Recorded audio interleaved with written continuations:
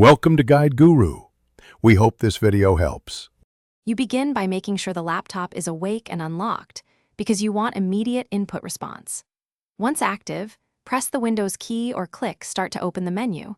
This is faster than navigating folders. Type the first few letters of the program or file name into the search field so results populate instantly. You do this to let Windows prioritize likely matches.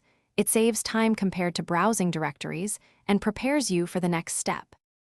Once results appear, refine them by selecting Apps, Documents, or Settings so you see only relevant items. This reduces clutter.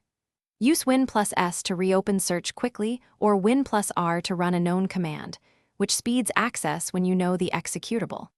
When you spot the right item, right-click to choose Open File Location or Pin to start so the item is easier to find later. You use these shortcuts and filters to convert single searches into long-term efficiency.